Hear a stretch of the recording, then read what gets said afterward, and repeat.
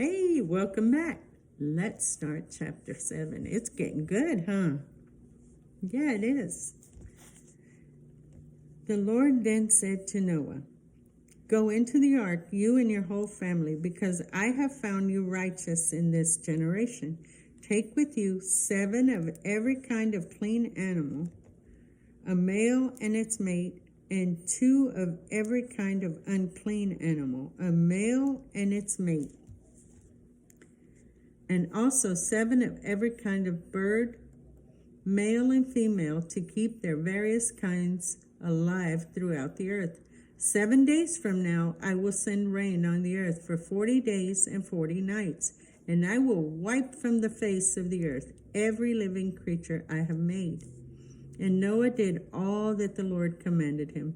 Noah was 600 years old when the flood waters came on earth, and Noah and his sons and his wife and his sons' wives entered the ark to escape the waters of the flood. Pairs of clean and unclean animals, of birds, of all the creatures that moved along the ground, male and female, came to Noah and entered the ark, as God had commanded Noah. And after the 7 days, the flood waters came on the earth. We're supposed to get rain today, so this is a good story to be reading.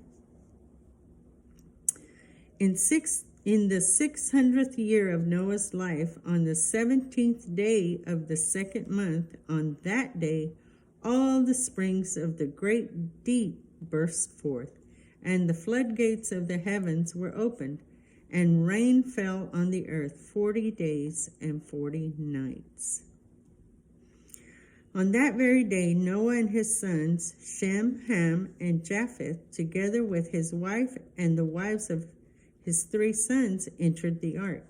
They had with them every wild animal according to its kind, all livestock according to their kinds, every creature that moves along the ground according to its kind, and every bird according to its kind, everything with wings. Pairs of all the creatures that had the breath of life in them came to Noah and entered the ark. The animals going in were male and female of every living thing, as God had commanded Noah. Then the Lord shut him in. Boop, the door was shut. All the animals were loaded up. All his family was loaded up, and God shut the door on the ark, right? Let's read on.